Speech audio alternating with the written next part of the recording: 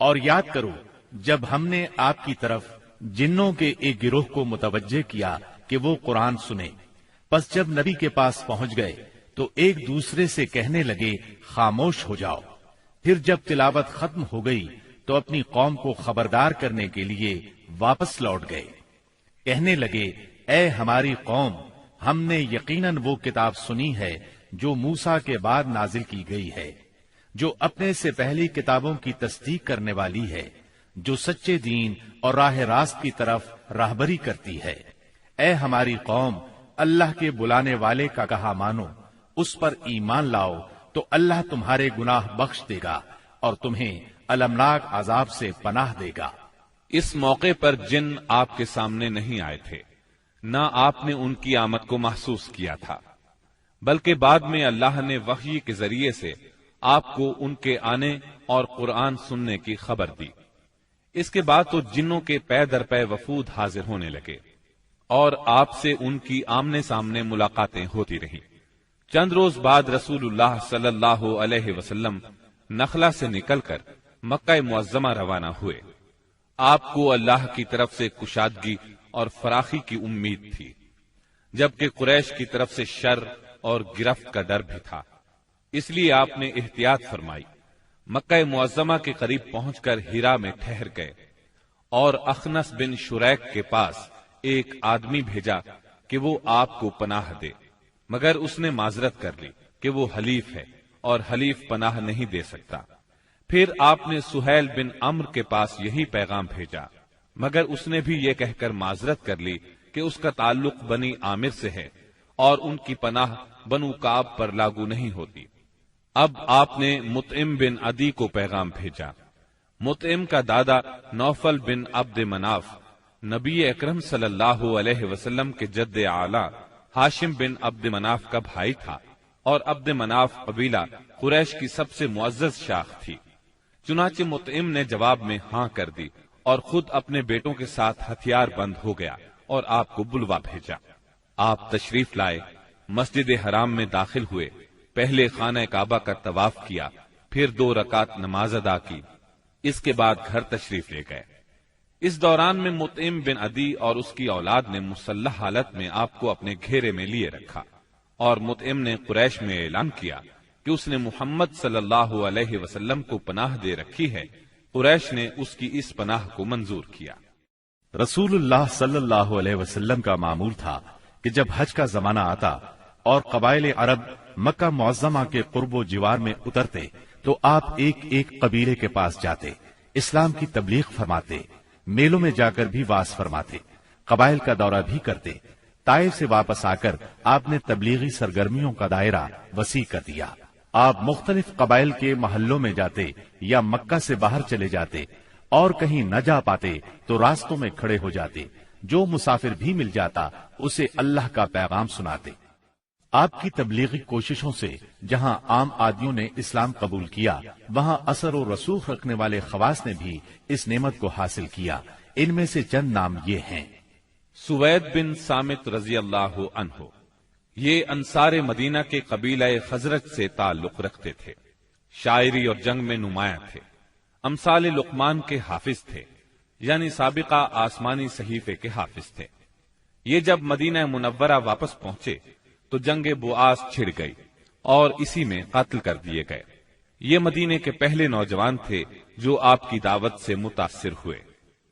ایاس بن معاذ رضی اللہ عنہ، مدینہ منورہ کے مشہور قبائل اوس اور خزرج کے خونریز مارکوں میں قبیلہ اوس کو شکست ہوئی، اور اوس کے معزز لوگ قریش مکہ کے پاس گئے کہ خزرج کے مقابلے میں انہیں اپنا حلیف بنا لیں۔ ایاس بن معاذ اس وفد کے رکن تھے۔ آپ صلی اللہ علیہ وسلم سے ملاقات کا شرف حاصل ہوا تو اسلام قبول کیے بغیر نہ رہ سکے۔ جب یہ واپس مدینے پہنچے تو ان کا انتقال ہو گیا۔ ضماد ازدی رضی اللہ عنہ، یہ یمن کے باشندے اور قبیلہ ازد شنوا کے ایک فرد تھے۔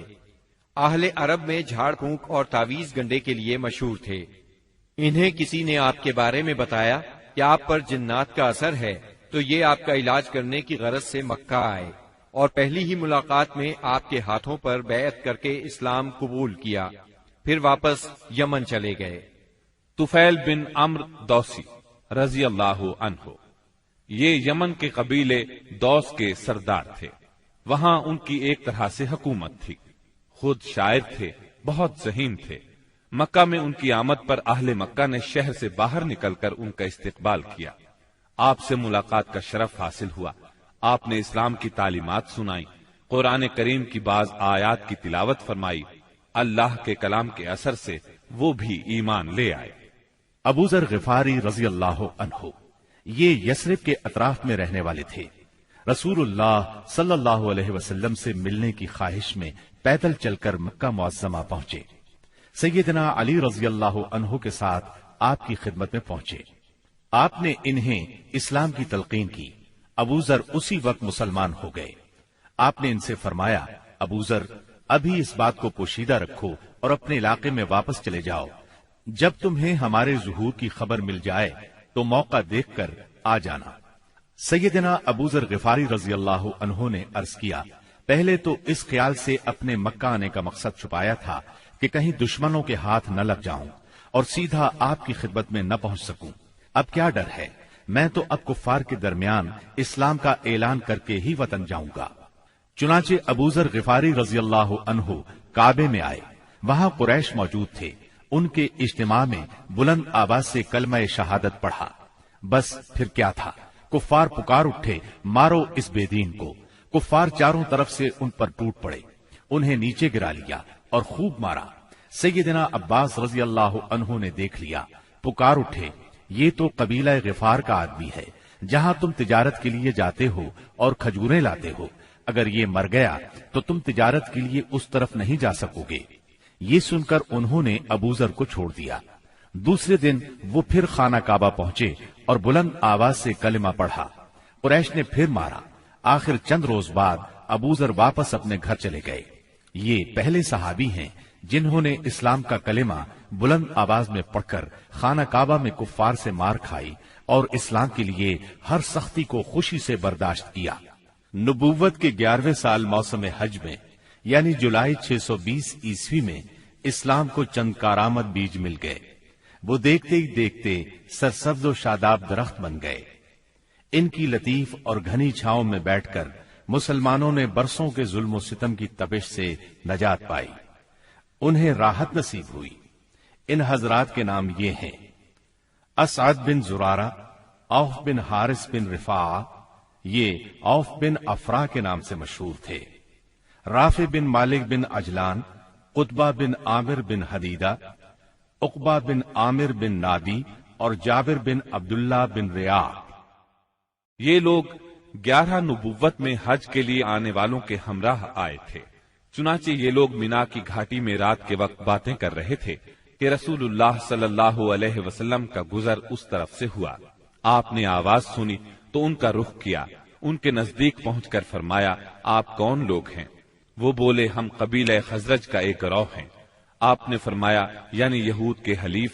وہ بولے، ہاں، آپ ٹھیک سمجھے۔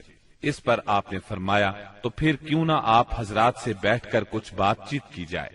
انہوں نے کہا، ضرور، کیوں نہیں، تشریف رکھیے۔ چنانچہ آپ صلی اللہ علیہ وسلم وہاں ان کے پاس بیٹھ گئے۔ آپ نے ان پر اسلام کی حقیقت واضح کی، قرآن کی تلاوت کی اور اللہ عز و جل کی طرف دعوت دی۔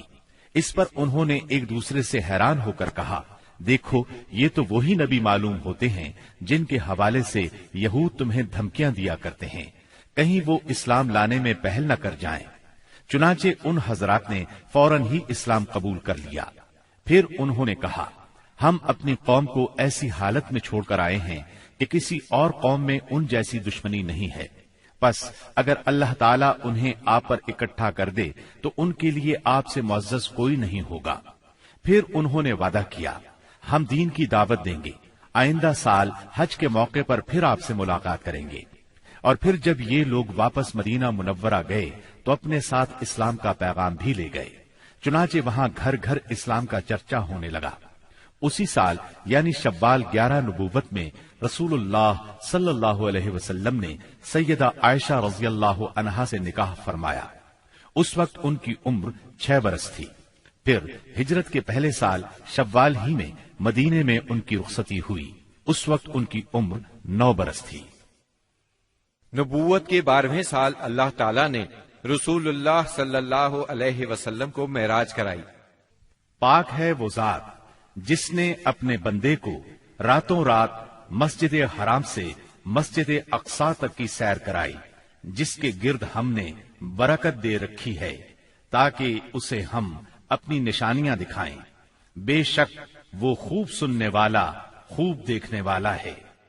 इस राह से मुराद है रातों रात नबी करीम सल्लल्लाहु अलैहि वसल्लम का मक्के से बैतुल मुकद्दस तशरीफ ले जाना, और मेराज से मुराद है आलम बाला में तशरीफ ले जाना।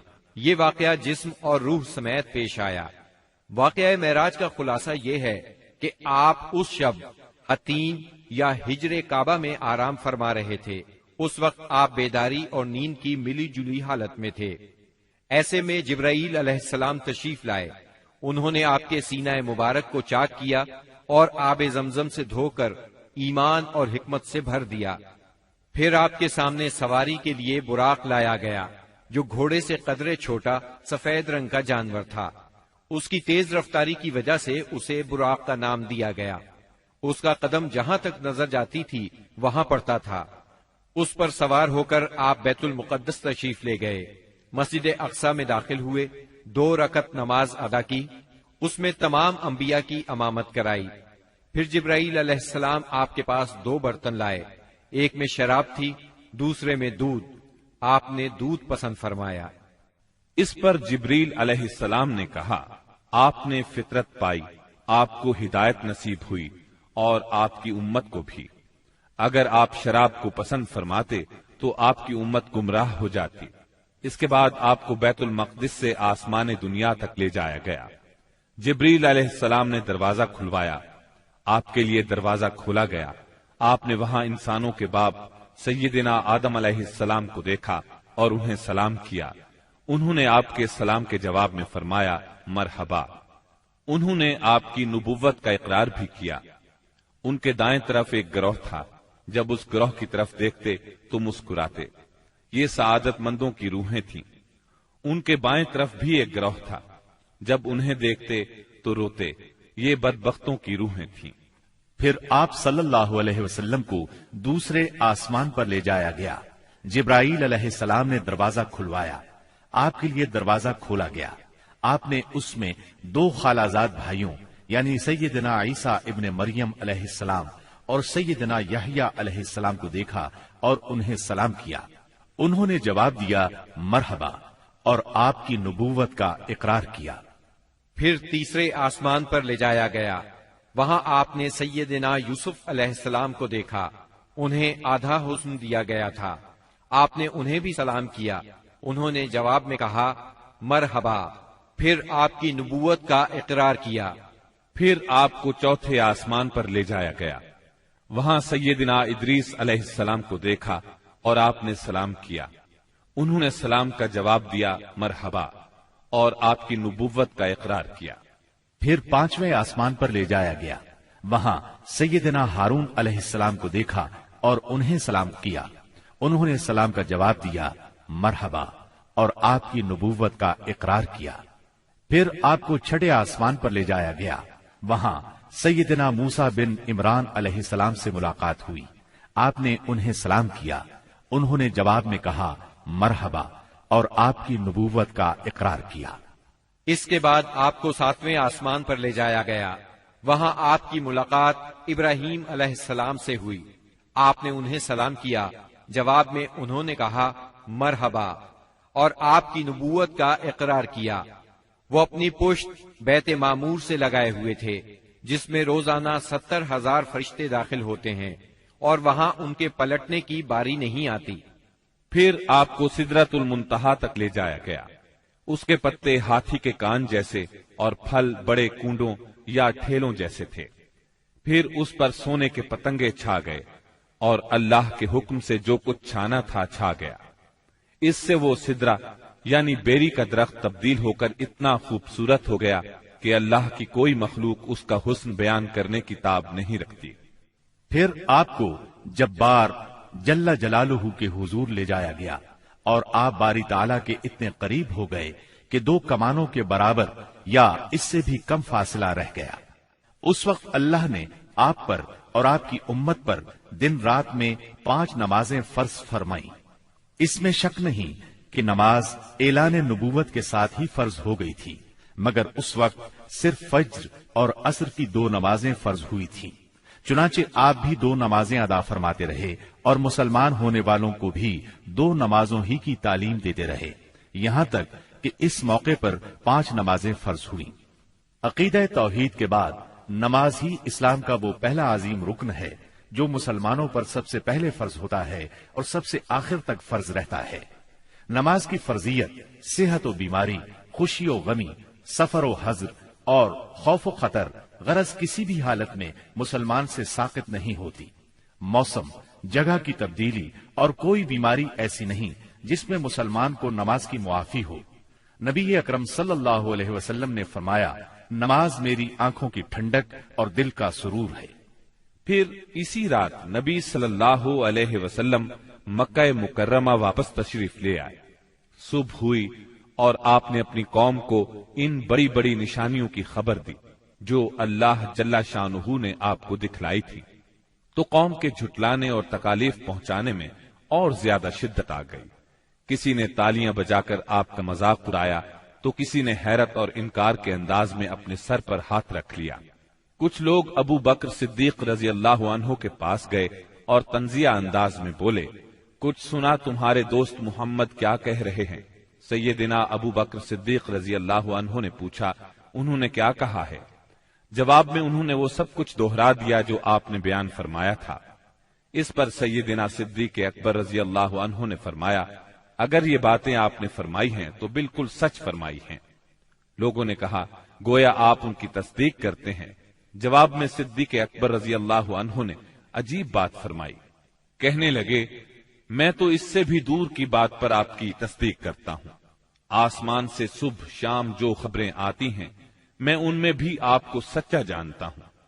उनके इसी जवाब पर उनका लक़ब सिद्दीक मशहूर हुआ। उधर कुफ्फार ने आपका इम्तिहान लेने का प्रोग्राम बनाया। पूछा, आप बैतुल मक़दिस के बारे में तफसील से बताएं। आपने इससे कब्ल बैतुल मक़दिस कभी नहीं देखा था, न मेराज के वक्त आपने उसकी तफसील जहन में बिठाई थी, लेकिन अल्लाह ने आपके लिए उसको रोशन कर दिया और आप उसकी निशानियां बताते चले गए। आपने एक एक दरवाजे और एक एक जगह की तफसील बयान फरमा दी और वो आपकी कोई बात झुटला न सके, इसलिए कि उन्होंने तो 12 बैतुल मक़दिस देखा था। वो सिर्फ इतना कह सके। जहां तक निशानियों का ताल्लुक है वो आपने दुरुस्त बताई है। फिर उन्होंने एक काफिले के बारे में सवाल किया। वो काफिला मुल्क शाम से मक्का मुअज़्ज़मा की तरफ आ रहा था। आपने उस काफिले के ऊंटों की तादाद, काफिले की दूसरी तफसील और मक्का पहुंचने का वक्त और जो ऊंट सबसे आगे आ रहा था उसकी मुकम्मल खबर उन्हें दे दी। फिर जो तफसील आपने काफिले की बयान फरमाई थी वो बिल्कुल उसी के मुताबिक मक्का मुअज़्ज़मा में दाखिल हुआ, लेकिन वो जालिम फिर भी आप पर ईमान न लाए, अपने कुफ्र ही पर डटे रहे। हम बता चुके हैं कि नबूवत के 11वें साल मौसम हज में यसरिफ के 6 आदमियों ने इस्लाम कबूल कर लिया था और रसूलुल्लाह सल्लल्लाहु अलैहि वसल्लम से वादा किया था कि अपनी कौम में जाकर आपकी रिसालत की तबलीग करेंगे। इसका नतीजा ये हुआ कि अगले साल जब मौसम हज आया, यानी जिल हज 12 नबवी बमुताबिक जुलाई 621 ईस्वी, तो 12 आदमी हाजिर हुए। उनमें 10 खजरज से और 2 औस से थे। खजरज के 10 में से जाबिर बिन अब्दुल्ला बिन रियाब को छोड़कर बाकी 5 तो वही थे जो पिछले साल आ चुके थे, जबकि नए 5 ये थे, मुआज बिन हारिस यानी मुआज बिन अफरा, जकवान बिन अब्दुल कैस, उबादा बिन सामित, यजीद बिन सालबा, अब्बास बिन उबादा बिन नजला और औस के 2 आदमी अबुल हैसम बिन अत्तय्यहान और उवैम बिन साइदा थे। ये लोग मिना की घाटी में रसूलुल्लाह सल्लल्लाहु अलैहि वसल्लम के साथ जमा हुए। अक़बा की इस बैत की तफसील सही बुखारी में सैयदना उबादा बिन सामित रजी अल्लाह अन्हो से मरवी है। वो बयान करते हैं کہ رسول اللہ صلی اللہ علیہ وسلم نے فرمایا، آؤ مجھ سے اس بات پر بیعت کرو کہ اللہ کے ساتھ کسی چیز کو شریک نہیں کرو گے، چوری نہیں کرو گے، زنا نہیں کرو گے، اپنی اولاد کو قتل نہیں کرو گے، اپنے ہاتھ پاؤں کے درمیان سے گھڑ کر کوئی بہتان نہیں لاؤ گے، اور کسی بھلی بات میں میری نافرمانی نہیں کرو گے۔ جو شخص یہ ساری باتیں پوری کرے گا تو اس کا اجر اللہ کے پاس ہے، اور جو شخص ان میں سے کسی چیز کا ارتکاب کر بیٹھا پھر اسے دنیا ہی میں اس کی سزا دی گئی تو یہ اس کے لیے کفارہ ہوگی، اور جو شخص ان میں سے کسی چیز کا ارتکاب کر بیٹھا پھر اللہ نے اس پر پردہ ڈال دیا تو اس کا معاملہ اللہ کے حوالے ہے، وہ چاہے تو سزا دے چاہے تو معاف کر دے۔ سیدنا عبادہ فرماتے ہیں کہ ہم نے اس پر آپ سے بیعت کی۔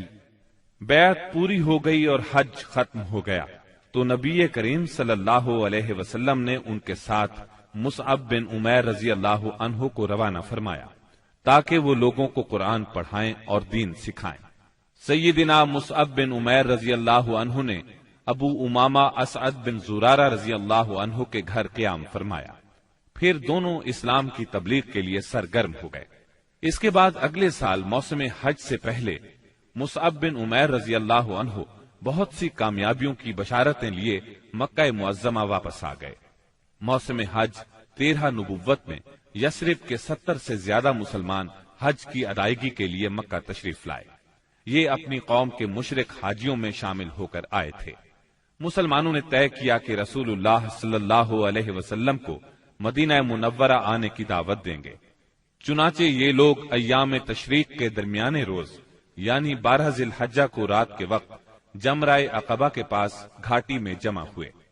یہ کل 75 آدمی تھے، 62 خزرج کے اور 11 اوس کے، ان کے ساتھ 2 عورتیں بھی تھیں، اور یہ اجتماع بالکل خفیہ طریقے سے ہوا۔ نبی اکرم صلی اللہ علیہ وسلم اپنے چچا سیدنا عباس رضی اللہ عنہ کے ساتھ ان لوگوں کے پاس پہنچے۔ سیدنا عباس رضی اللہ عنہ ابھی تک مسلمان نہیں ہوئے تھے، لیکن اپنے بھتیجے کے معاملے میں اطمینان چاہتے تھے، اس لیے سب سے پہلے انہوں نے ہی بات کی۔ بولے، رسول اللہ صلی اللہ علیہ وسلم اپنی قوم اور اپنے شہر میں عزت اور حفاظت کے ساتھ ہیں، لہٰذا اگر تمہارا یہ خیال ہے کہ تم انہیں جس چیز کی طرف بلا رہے ہو اسے نبھاؤ گے اور انہیں ان کے مخالفین سے بچا لو گے تو تم نے جو ذمہ داری اٹھائی ہے اسے اچھی طرح جان لو، ورنہ ابھی سے انہیں چھوڑ دو۔ ان کے جواب میں اہل یثرب کے ترجمان سیدنا برا بن معرور رضی اللہ عنہ نے کہا، ہم رسول اللہ صلی اللہ علیہ وسلم سے سچے دل سے وفاداری کا ارادہ رکھتے ہیں، اپنی جانیں ان پر نچھاور کر دیں گے، لہٰذا اے اللہ کے رسول آپ بات کیجئے اور اپنے رب کے لیے اور اپنے لیے جو عہد و پیمان پسند ہو لے لیجئے۔ اس کے بعد رسول اللہ صلی اللہ علیہ وسلم نے گفتگو فرمائی، آپ نے قرآن کریم کی تلاوت فرمائی، پھر ان حضرات کو اللہ کی طرف دعوت دی، اسلام کی طرف رغبت دلائی اور اپنے رب کے لیے عہد دیا۔ فرمایا، تنہا اسی کی عبادت کرو اور اس کے ساتھ کسی کو شریک نہ کرو۔ اس پر اہل یثرب نے کہا، ہم کس چیز پر آپ سے بیعت کریں؟ نبی کریم صلی اللہ علیہ وسلم نے فرمایا، چستی اور سستی ہر حالت میں بات سنو گے اور مانو گے، تنگی اور خوشحالی ہر حال میں مال خرچ کرو گے، بھلائی کا حکم دو گے اور برائی سے روکو گے، اللہ کے راستے میں اٹھ کھڑے ہوگے اور اس سلسلے میں کسی ملامت کرنے والے کی ملامت کی پرواہ نہیں کرو گے، اور جب میں تمہارے پاس آ جاؤں تو میری مدد کرو گے، اور جس چیز سے اپنی جان اور اپنے بال بچوں کی حفاظت کرتے ہو اسی سے میری حفاظت کرو گے، اور تمہارے لیے جنت ہے۔ سیدنا عبادہ رضی اللہ عنہ فرماتے ہیں کہ ہم نے آپ سے اس بات پر بھی بیعت کی کہ حکومت کے بارے میں اہل حکومت سے جھگڑا نہیں کریں گے۔ اس پر سیدنا برا بن معرور رضی اللہ عنہ نے آپ کا ہاتھ پکڑا اور عرض کیا، ہاں اس ذات کی قسم جس نے آپ کو حق کے ساتھ بھیجا ہے، ہم یقیناً اس چیز سے آپ کی حفاظت کریں گے جس سے اپنے بال بچوں کی حفاظت کرتے ہیں، لہذا آپ ہم سے بیعت لیجئے۔ اتنے میں سیدنا ابو الحسن بن تیہان رضی اللہ عنہ نے بات کاٹتے ہوئے کہا، اے اللہ کے رسول، ہمارے اور کچھ لوگوں کے درمیان عہد و پیمان کی رسیاں ہیں، اور اب ہم ان رسیوں کو کاٹنے والے ہیں، تو کہیں ایسا نہ ہو کہ ہم تو یہ رسیاں کاٹ ڈالیں، ادھر اللہ آپ کو غلبہ عطا کر دے تو آپ ہمیں چھوڑ کر اپنی قوم میں آ جائیں۔ یہ سن کر آپ مسکرائے، پھر فرمایا، نہیں، بلکہ آپ لوگوں کا خون میرا خون اور آپ لوگوں کی بربادی میری بربادی ہے۔ میں آپ لوگوں سے ہوں اور آپ لوگ مجھ سے ہیں۔ جس سے آپ جنگ کریں گے میں بھی اس سے جنگ کروں گا، جس سے آپ صلح کریں گے میں بھی اس سے صلح کروں گا۔ ابھی آپ نے یہ الفاظ فرمائے ہی تھے کہ ٹھیک اسی وقت سیدنا عباس بن عبادہ بن نزلہ رضی اللہ عنہ آگے بڑھے اور بولے، آپ لوگ جانتے ہیں کہ ان سے کس بات پر بیعت کر رہے ہیں؟ ان سے سرخ و سیاہ یعنی سارے انسانوں سے جنگ پر بیعت کر رہے ہیں۔ میرا مطلب ہے اس بیعت کے بعد ہم سب لوگوں سے جنگ مول لے لیں گے۔ اس لیے اگر آپ کو اندازہ ہے کہ جب آپ کے اموال کا صفایا کر دیا جائے گا اور آپ کے معزز لوگ قتل کر دیے جائیں گے تو آپ ان کا ساتھ چھوڑ دیں گے۔ اگر ایسا کرنا ہے تو پھر ابھی ساتھ چھوڑ دیں، کیونکہ اس طرح دنیا اور آخرت کی رسوائی ملے گی۔ اور اگر آپ لوگوں کا خیال یہ ہے کہ مال کی تباہی اور معزز لوگوں کے قتل کے باوجود عہد نبھائیں گے تو پھر انہیں لے لیجئے، کیونکہ یہ اللہ کی قسم دنیا و آخرت کی بھلائی ہے۔ تب ان لوگوں نے کہا، ہم انہیں اپنے مالوں کی تباہی اور معزز لوگوں کے قتل کے خطرے کے باوجود ساتھ لیتے ہیں۔ اللہ کے رسول بتلائیے اس کے بدلے میں ہمارے لیے کیا ہے؟ آپ نے فرمایا، جنت۔ اب لوگوں نے کہا، اپنا ہاتھ پھیلائیں۔ آپ نے ہاتھ پھیلا دیا، سب لوگ بیعت کے لیے لپکے، مگر عین اس لمحے آپ کا ہاتھ اسد بن زرارہ رضی اللہ عنہ نے پکڑ لیا اور کہا، اہل یثرب ذرا ٹھہرو، ہم آپ کی خدمت میں لمبا سفر کر کے اس یقین کے ساتھ حاضر ہوئے ہیں کہ آپ اللہ کے رسول ہیں۔ آج آپ کو یہاں سے لے جانے کا مطلب ہے سارا عرب ہمارا دشمن ہو جائے گا، ہمیں اپنے سرداروں کا قتل اور تلواروں کے وار برداشت کرنا ہوں گے۔ اب اگر آپ سب لوگ یہ بات برداشت کرنے کے لیے تیار ہیں تو انہیں لے لیں، اس صورت میں آپ کا اجر اللہ کے ہاں ہے، اور اگر آپ لوگوں کو اپنے بارے میں کوئی اندیشہ ہے تو انہیں ابھی چھوڑ دیں، یہ عذر اللہ کے نزدیک زیادہ قابل قبول ہوگا۔ یہ سن کر لوگوں نے کہا، اسد اپنا ہاتھ ہٹائیے، اللہ کی قسم نہ ہم اس بیعت کو چھوڑ سکتے ہیں نہ توڑ سکتے ہیں۔ اس کے بعد ایک ایک آدمی نے اٹھ کر بیعت کی۔ راجح ترین قول کے مطابق سب سے پہلے بیعت کرنے والے خود اسد بن زرارہ رضی اللہ عنہ تھے۔ ایک قول یہ بھی ہے کہ سب سے پہلے بیعت ابو الحسن بن تیہان نے کی۔ ایک تیسرا قول یہ ہے کہ سیدنا برا بن معرور نے سب سے پہلے بیعت کی۔ دونوں عورتوں کی بیعت صرف زبان سے ہوئی، ان سے آپ نے مصافحہ نہیں فرمایا، بلکہ فرمایا بس ان کی بیعت ہو گئی، میں عورتوں سے مصافحہ نہیں کرتا۔ بیعت مکمل ہو چکی تو رسول اللہ صلی اللہ علیہ وسلم نے فرمایا، اپنے میں سے 12 نقیب پیش کریں جو اپنی قوم کے نگران ہوں گے، ان کے معاملات کے ذمہ دار ہوں گے۔ اس پر 9 آدمی خزرج سے اور 3 آدمی اوس سے منتخب کیے گئے۔ جب ان کا انتخاب ہو چکا تو رسول اللہ صلی اللہ علیہ وسلم نے فرمایا، آپ لوگ اپنی قوم کے تمام معاملات کے ذمہ دار ہیں، جس طرح عیسیٰ علیہ السلام کے حواری ان کی طرف سے کفیل ہوئے تھے، اور میں اپنی قوم یعنی مسلمانوں کا کفیل ہوں۔ ان سب نے ایک زبان ہو کر کہا، جی ہاں۔ تو یہ تھی دوسری بیعت عقبہ۔ یہ نبی صلی اللہ علیہ وسلم کی زندگی میں اب تک کی سب سے بڑی بیعت تھی۔ اس بیعت کی وجہ سے حالات کا رخ تبدیل ہوا، تاریخ نے ایک اہم موڑ لیا۔ عقبہ کی پہلی اور دوسری بیعت کے بعد یثرب میں مسلمانوں کو امن اور پناہ کی جگہ مل گئی، اس لیے نبی کریم صلی اللہ علیہ وسلم نے مکے کے مسلمانوں کو اجازت دے دی کہ وہ اپنا وطن چھوڑ کر شہر مدینہ ہجرت کر جائیں۔ مکہ میں اب گنتی کے چند مسلمان رہ گئے تھے۔ نبی کریم صلی اللہ علیہ وسلم سیدنا ابو بکر صدیق رضی اللہ عنہ اور سیدنا علی رضی اللہ عنہ کو خاص اہمیت دیتے تھے، اسی لیے قریش کو اندازہ تھا کہ اب یہ تینوں بھی مدینے چلے جائیں گے۔ انہیں مسلمانوں کی مدینہ منورہ کی طرف ہجرت اور وہاں ان کے اجتماع سے اپنے دین، اپنی تجارت اور اپنے وجود کے لیے بھی خطرہ محسوس ہوا۔ چنانچہ وہ 26 صفر 14 نبوت بمطابق 16 ستمبر 22 عیسوی جمعرات کے دن پہلے پہر غور و خوض کے لیے دار الندوہ میں جمع ہوئے۔ اس اجتماع میں قریش کے قریباً سبھی سردار موجود تھے۔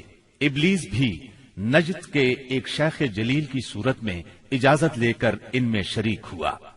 ان سب لوگوں کو اصل مسئلہ پیش کیا گیا۔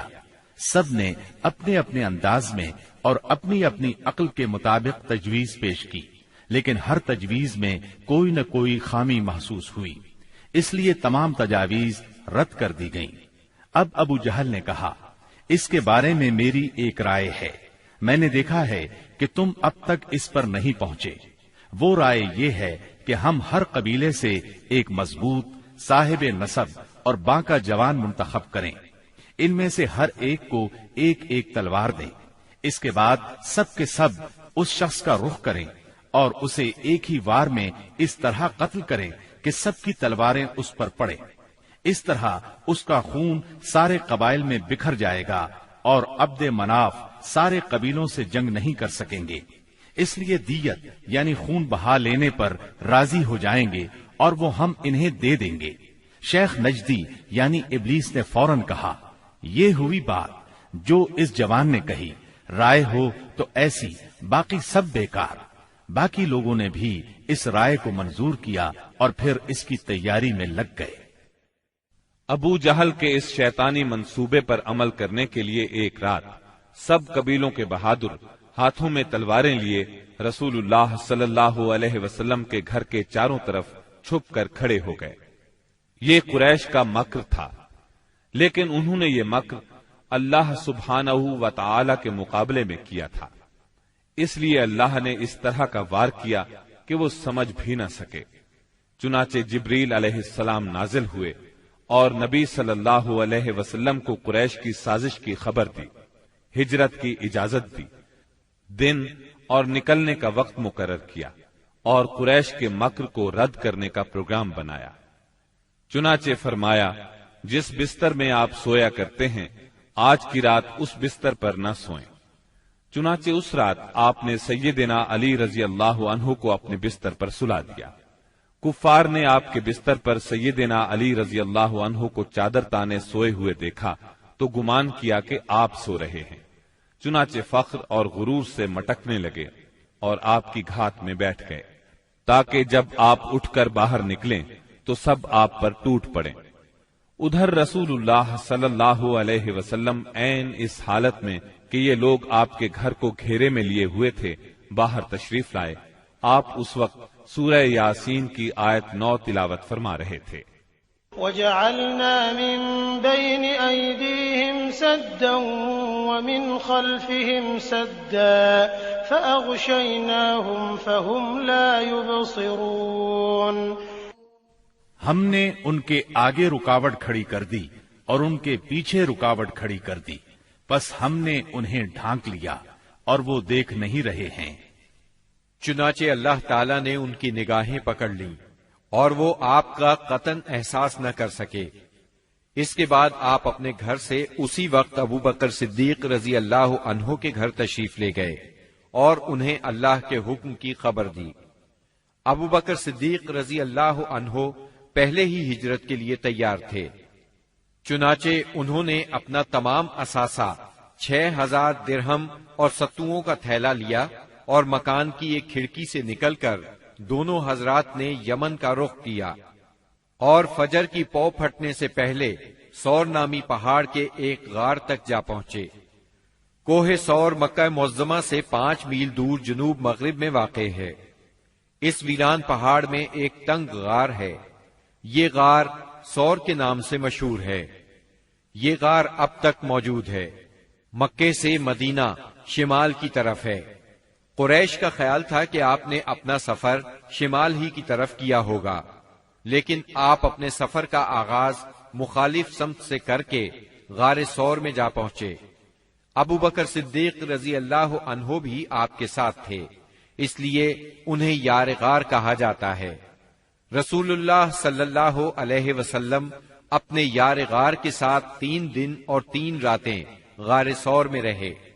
رات کی تاریکی میں سیدنا ابو بکر صدیق رضی اللہ عنہ کے فرزند سیدنا عبداللہ بن ابی بکر رضی اللہ عنہ دشمنوں کی سرگرمیوں کی اطلاعات پہنچاتے رہے۔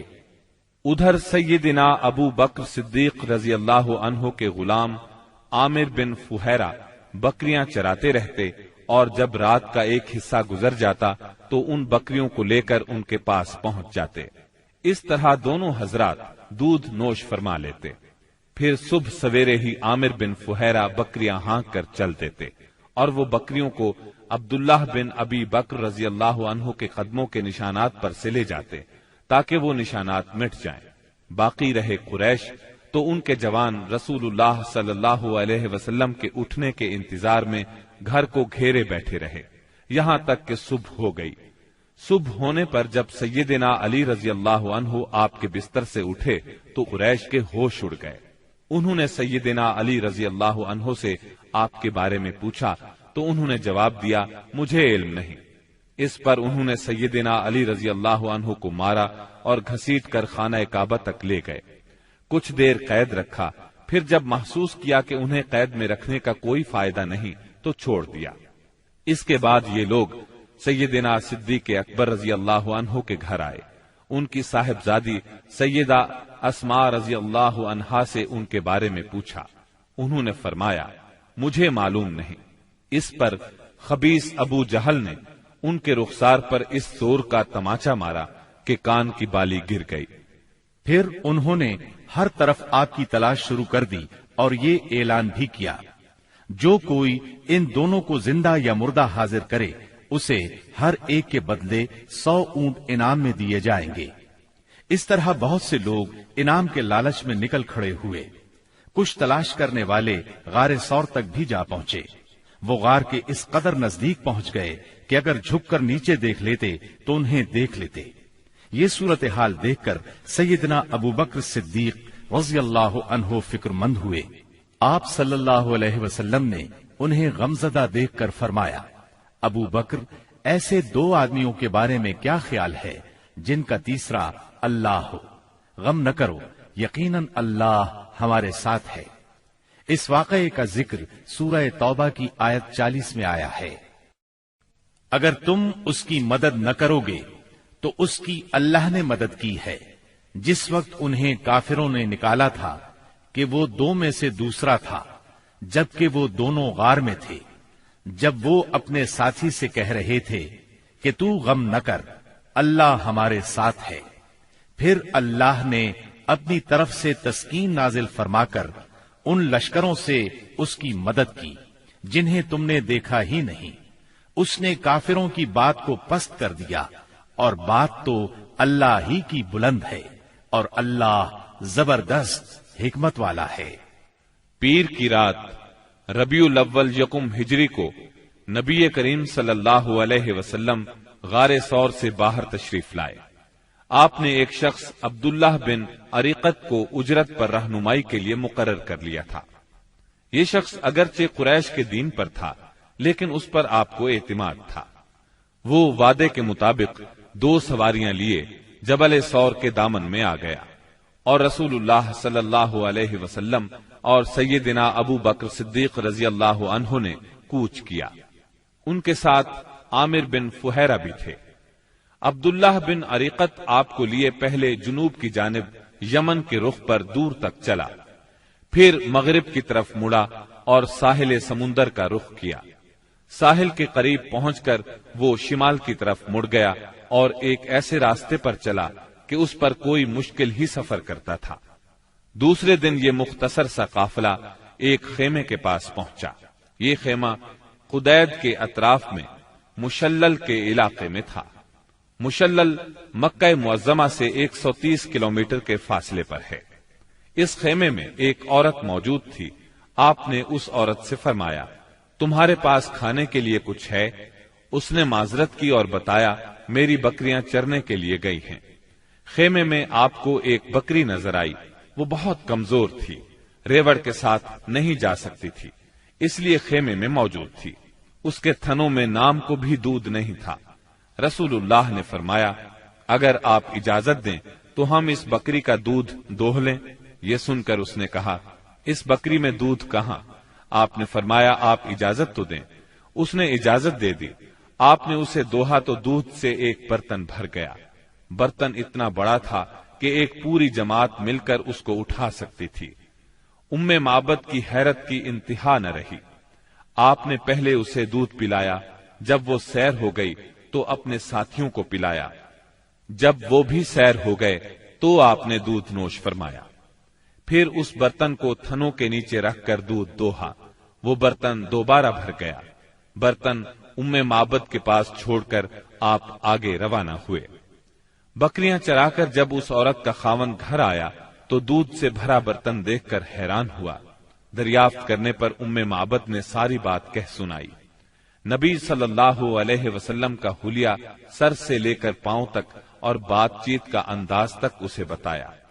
یہ سن کر ابو معبد بول اٹھا، یہ تو واللہ صاحب قریش ہیں، میرا ارادہ ہے کہ آپ کا ساتھ اختیار کروں، اور کوئی راستہ ملا تو ایسا ضرور کروں گا۔ کہا جاتا ہے کہ دونوں میاں بیوی کچھ عرصے بعد مدینہ منورہ پہنچے اور اسلام کی دولت سے مالا مال ہوئے۔ آپ قدید سے آگے بڑھے۔ ادھر سراقہ بن مالک بن جوشم مدلجی نے قریش کے انعام کا اعلان سن کر لالچ میں آ کر اپنے گھوڑے پر آپ کا پیچھا کیا اور قدید تک پہنچ گیا۔ آپ کے نزدیک پہنچا تو اس کا گھوڑا پھسل گیا۔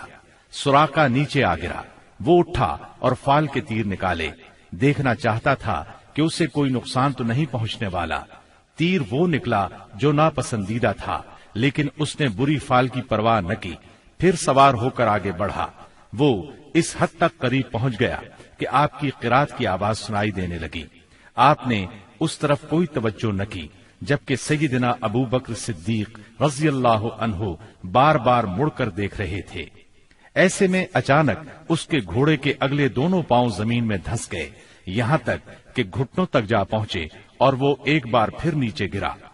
سراقہ نے گھوڑے کو ڈانٹا، اسے بڑی مشکل سے کھڑا کیا، اس کے پاؤں زمین سے نکالے۔ جب وہ سیدھا کھڑا ہوا تو اس کے پاؤں کے نشانات سے دھوئیں جیسا غبار آسمان کی طرف اڑ رہا تھا۔ سراقہ نے پھر فال کے تیر نکالے، پھر وہی ناپسندیدہ تیر نکلا۔ اس سے اس پر زبردست خوف اور روب طاری ہو گیا اور اسے یقین ہو گیا کہ رسول اللہ صلی اللہ علیہ وسلم کا معاملہ غالب آ کر رہے گا۔ چنانچہ وہ پکار اٹھا، مجھے امان دی جائے۔ آپ صلی اللہ علیہ وسلم اور آپ کے ساتھی ٹھہر گئے۔ یہ آپ کے نزدیک چلا آیا اور بتلایا کہ قریش نے کیا طے کیا ہے اور وہ خود کس ارادے سے آیا تھا۔ پھر اس نے سامان سفر اور مال کی پیشکش کی۔ آپ نے کچھ لینے سے انکار فرمایا، البتہ اس سے فرمایا، تم ہمارے بارے میں کسی کو نہ بتانا۔ سراقہ نے پروانہ امن کا مطالبہ کیا۔ آپ نے عامر بن فہیرہ کو حکم دیا اور انہوں نے چمڑے پر لکھ دیا۔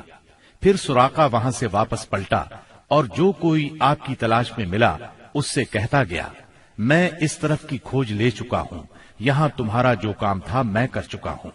اس طرح تلاش کرنے والے اس راستے پر آگے نہ بڑھ سکے، واپس لوٹتے چلے گئے۔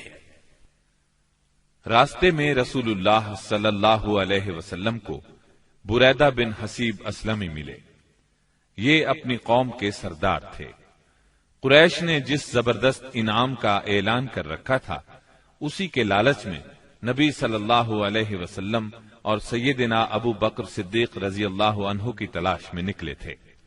لیکن جب رسول اللہ صلی اللہ علیہ وسلم سے سامنا ہوا اور بات چیت ہوئی تو نقد دل دے بیٹھے اور اپنی قوم کے 70 آدمیوں سمیت وہیں مسلمان ہو گئے۔ پھر اپنی پگڑی اتار کر نیزے سے باندھ لی، جس کا سفید پھریرا ہوا میں لہرا رہا تھا اور بشارت سنا رہا تھا کہ امن کا بادشاہ، صلح کا حامی، دنیا کو عدالت اور انصاف سے بھرپور کرنے والا تشریف لا رہا تھا۔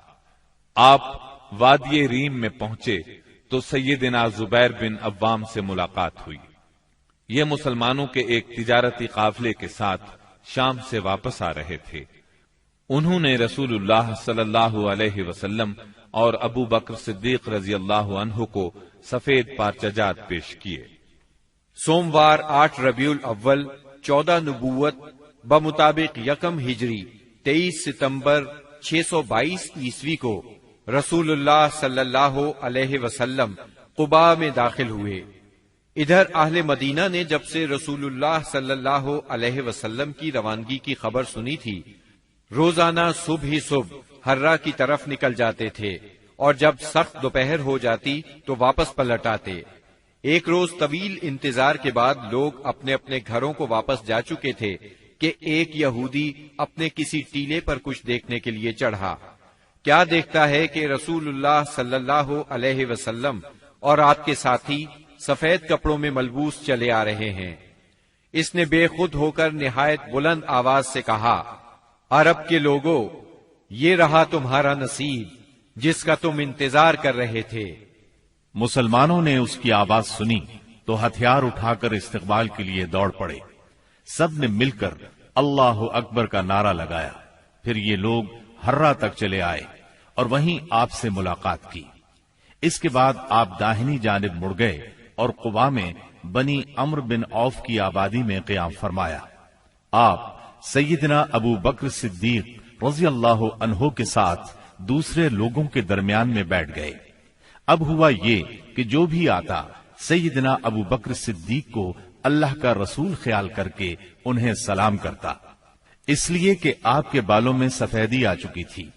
جب اللہ کے رسول صلی اللہ علیہ وسلم پر دھوپ آ گئی اور ابو بکر رضی اللہ عنہ نے آپ کو دھوپ سے بچانے کے لیے چادر تانی تو لوگوں کو معلوم ہوا کہ یہ اللہ کے رسول ہیں۔ اس کے بعد قباء میں آپ نے کلثوم بن حدم رضی اللہ عنہ کے ہاں قیام فرمایا۔ اس سلسلے میں دوسری روایت یہ ہے کہ سعد بن خیثمہ رضی اللہ عنہ کے مکان پر قیام فرمایا۔ وہاں آپ نے 4 دن قیام فرمایا اور مسجد قباء کی بنیاد رکھی اور اس میں نماز پڑھی۔ نبی اکرم صلی اللہ علیہ وسلم نے فرمایا، جو شخص قباء میں 2 رکعت نماز پڑھے اسے عمرے کا ثواب ہوگا۔ نبی کریم صلی اللہ علیہ وسلم کے بعد سیدنا علی رضی اللہ عنہ مکہ مکرمہ میں 3 روز ٹھہرے۔ اس دوران میں مکے کے لوگوں کی جو امانتیں رسول اللہ صلی اللہ علیہ وسلم کے پاس تھیں ان کو ادا کیا، پھر پیدل چل پڑے اور قباء میں رسول اللہ صلی اللہ علیہ وسلم سے آ ملے۔ انہوں نے کلثوم بن حدم رضی اللہ عنہ کے مکان پر قیام کیا۔ رسول اللہ صلی اللہ علیہ وسلم 5ویں دن یہاں سے روانہ ہوئے۔ یہ جمعے کا دن تھا۔ اللہ کے حکم پر روانہ ہوئے۔ ابو بکر صدیق رضی اللہ عنہ آپ کے پیچھے بیٹھے تھے۔ آپ نے اپنے ننھیال بنو نجار کے پاس پیغام بھجوایا۔ وہ لوگ تلواریں لٹکائے حاضر ہوئے۔ آپ نے ان کی معیت میں مدینہ منورہ کی طرف کوچ فرمایا۔ آپ بنو سالم بن عوف کی بستی میں پہنچے تو جمعے کا وقت ہو گیا۔ آپ نے وہیں بطن وادی میں جمعے کی نماز پڑھائی جس میں 100 آدمی شریک تھے۔ جمعے کے بعد نبی کریم صلی اللہ علیہ وسلم نے مدینے کا رخ کیا۔ اس وقت تک لوگ استقبال کے لیے امڈ آئے تھے۔ گھر اور گلی کوچے حمد و تسبیح سے گونج رہے تھے اور انصار کی بچیاں خوشی و مسرت سے یہ اشعار پڑھ رہی تھیں۔ طلع البدر علينا من ثنيات الوداع وجب الشكر علينا ما دعا لله داعي أيها المبعوث فينا جئت بالأمر المطاع۔ ہم پر مدینے کے اطراف سے 14ویں کا چاند طلوع ہوا۔ جب تک اللہ کو پکارنے والا پکارے ہم پر شکر واجب ہے۔ اے ہم میں بھیجے گئے نبی، آپ واجب الاطاعت دین لے کر آئے ہیں۔ رسول اللہ صلی اللہ علیہ وسلم انصار کے جس محلے سے بھی گزرتے اس محلے کے لوگ آپ کی اونٹنی کی نکیل پکڑ لیتے اور عرض کرتے، ہم لوگ حاضر ہیں، ہمارے ہاں قیام فرمائیں، ہم سب ساز و سامان اور ہتھیاروں کے ساتھ آپ کی حفاظت کریں گے۔ جواب میں آپ فرماتے، اونٹنی کا راستہ چھوڑ دو، یہ اللہ کی طرف سے مأمور ہے، آپ کے اس فرمان کا مطلب یہ تھا کہ اللہ کو جہاں منظور ہوگا یہ وہاں خود رکے گی۔ چنانچہ اونٹنی اس جگہ رکی جہاں آج مسجد نبوی ہے۔ یہاں پہنچ کر وہ بیٹھ گئی، لیکن آپ نیچے نہیں اترے یہاں تک کہ وہ اٹھ کر تھوڑی دور تک چلی، پھر پلٹ آئی اور پھر اسی جگہ بیٹھ گئی جہاں پہلے بیٹھی تھی۔ اس کے بعد آپ نیچے تشریف لے آئے۔ اب لوگوں نے آپ کو اپنے اپنے گھر لے جانے کے لیے درخواست شروع کی۔ ایسے میں سیدنا ابو ایوب انصاری رضی اللہ عنہ نے جلدی سے اونٹنی کا کجاوا اٹھا لیا اور اپنے گھر لے گئے۔ اس پر آپ نے فرمایا، آدمی اپنے کجاوے کے ساتھ ہے۔ ادھر سیدنا اسعد بن زرارہ رضی اللہ عنہ نے آ کر اونٹنی کی نکیل پکڑ لی، چنانچہ یہ اونٹنی انہی کے پاس رہی۔ صحیح بخاری میں سیدنا انس رضی اللہ عنہ سے روایت ہے کہ نبی صلی اللہ علیہ وسلم نے فرمایا، یہاں سے ہمارے کس آدمی کا گھر زیادہ قریب ہے؟ سیدنا ابو ایوب انصاری رضی اللہ عنہ فوراً بول اٹھے، اے اللہ کے رسول، میرا یہ دیکھیے، یہ رہا میرا مکان اور یہ رہا میرا دروازہ۔ نبی کریم صلی اللہ علیہ وسلم نے فرمایا، جاؤ اور ہمارے لیے قیلولہ کی جگہ تیار کرو۔ انہوں نے عرض کی، آپ دونوں حضرات تشریف لے چلیں، اللہ برکت دے۔ اس طرح میزبانی کا شرف سیدنا ابو ایوب انصاری رضی اللہ عنہ کے حصے میں آیا۔ جب رسول اللہ صلی اللہ علیہ وسلم مدینہ منورہ میں قیام پذیر ہو چکے تو آپ نے سیدنا زید بن حارثہ اور سیدنا ابو رافع رضی اللہ عنہما کو مکہ معظمہ بھیجا۔ وہ نبی کریم صلی اللہ علیہ وسلم کی دونوں صاحبزادیوں سیدہ ام کلثوم اور سیدہ فاطمہ، ام المومنین سیدہ سودا، ام ایمن اور سیدنا اسامہ بن زید رضی اللہ عنہ کو ساتھ لے آئے۔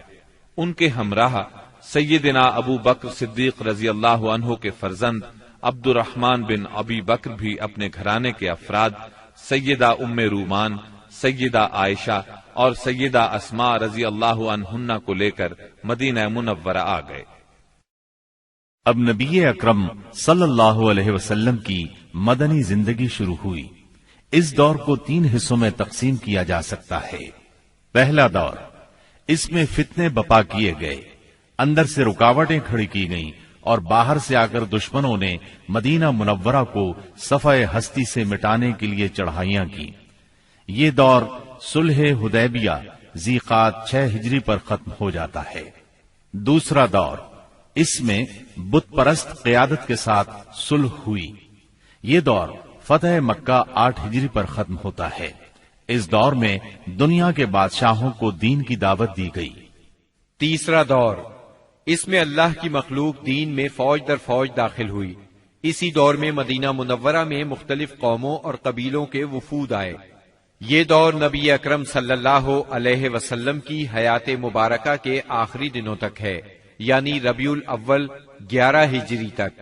مدینہ منورہ پہنچنے کے بعد نبی کریم صلی اللہ علیہ وسلم نے سب سے پہلے مسجد تعمیر کرنے کا فیصلہ فرمایا۔ جس جگہ آپ کی اونٹنی بیٹھی تھی وہ جگہ بنو نجار کے 2 یتیم بچوں سہل اور سہیل کی تھی۔ آپ نے اس زمین پر مسجد بنانے کا ارادہ فرمایا۔ آپ نے بنو نجار کے لوگوں کو بلا بھیجا۔ وہ حاضر خدمت ہوئے تو آپ نے ان سے مسجد کی تعمیر کی بات کی۔ انہوں نے زمین بطور ہبہ قبول کرنے کی درخواست کی، لیکن آپ نے اس زمین کو بغیر قیمت کے لینا پسند نہ فرمایا۔ آپ نے یہ زمین قیمتاً خریدی اور بنفس نفیس مسجد کی تعمیر میں شریک ہوئے۔ اس زمین میں مشرکین کی چند قبریں اور غرقد کے چند درخت بھی تھے۔ رسول اللہ صلی اللہ علیہ وسلم نے مشرکین کی یہ قبریں اکھڑوا دیں اور کھجوروں اور درختوں کو کاٹ کر قبلے کی جانب لگا دیا۔ پھر مسجد کی تعمیر شروع ہوئی۔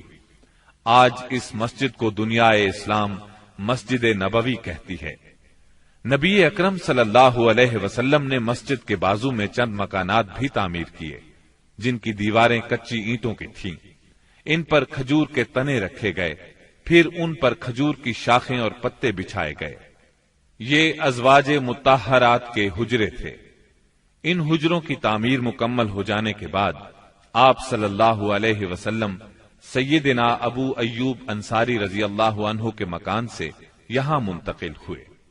مسجد نبوی صرف اسلامی تعلیم کی ادائیگی کے لیے نہیں تھی، بلکہ یہ ایک یونیورسٹی تھی جس میں مسلمان اسلامی تعلیم حاصل کرتے تھے۔ اس مسجد کا صحن ایک ایسی جگہ تھی جس میں مدتوں جاہلانہ نفرت، عداوت، کشاکش اور باہمی لڑائیوں سے دوچار رہنے والے قبائل کے افراد اب میل ملاپ اور پیار و محبت سے بیٹھتے دین کی تعلیم حاصل کرتے اور یہ تعلیم اپنی عورتوں تک پہنچاتے تھے۔ یہ ایک مرکز تھا، اسی مرکز سے اس ننھی سی اسلامی ریاست کا نظام چلایا جاتا تھا اور مختلف قسم کی مہمات یہاں سے بھیجی جاتی تھیں۔ اس کے علاوہ اس کی حیثیت ایک پارلیمنٹ کی بھی تھی جس میں مجلس شورا اور مجلس انتظامیہ کے اجلاس منعقد ہوتے تھے۔ ان تمام امور کے ساتھ ساتھ مسجد نبوی فقراء اور مساکین کی ایک کافی بڑی تعداد کا ٹھکانہ بھی تھی۔ یہ وہ لوگ تھے جن کا کوئی مکان نہیں تھا، جن کے پاس کوئی مال تھا، نہ بیوی بچے تھے۔ انہی اصحاب کو اصحاب صفہ کہا جاتا ہے۔ اب مسلمان پانچوں نمازیں باجماعت ادا کرنے کے لیے حاضر ہو رہے تھے اور اس کے لیے وہ وقت کا اندازہ لگاتے تھے، مگر دقت یہ تھی کہ کوئی بہت پہلے آ جاتا تھا تو کوئی دیر سے پہنچتا۔ چنانچہ نبی کریم صلی اللہ علیہ وسلم اور مسلمانوں نے مشورہ کیا کہ کوئی ایسی علامت اختیار کی جائے جس سے سب کو وقت کا پتہ چل جائے۔ سیدنا عمر رضی اللہ عنہ نے کہا، کیوں نہ کسی آدمی کو بھیج دیا جائے جو الصلاۃ جامعۃ یعنی نماز جمع کرنے والی ہے پکار دیا کرے۔ رسول اللہ صلی اللہ علیہ وسلم نے یہی رائے قبول کی اور اسی پر عمل کیا۔ پھر عبداللہ بن زید بن عبد ربہ انصاری رضی اللہ عنہ نے خواب میں اذان سنی اور آ کر رسول اللہ صلی اللہ علیہ وسلم کو خبر دی۔ آپ نے فرمایا، یہ سچا خواب ہے۔ پھر آپ نے حکم فرمایا کہ وہ سیدنا بلال رضی اللہ عنہ کو یہ کلمات القاء کرتے جائیں اور بلال پکارتے جائیں، کیونکہ ان کی آواز زیادہ بلند اور سریلی ہے۔ چنانچہ سیدنا بلال رضی اللہ عنہ نے اذان کہی۔ ان کی آواز سن کر سیدنا عمر رضی اللہ عنہ اپنی چادر گھسیٹتے ہوئے آئے اور بولے، اے اللہ کے رسول، اللہ کی قسم میں نے بھی خواب میں یہی الفاظ سنے ہیں۔ اس سے اس خواب کی مزید تائید ہو گئی اور اسی روز سے یہ اذان اسلام کا شعار بن گئی۔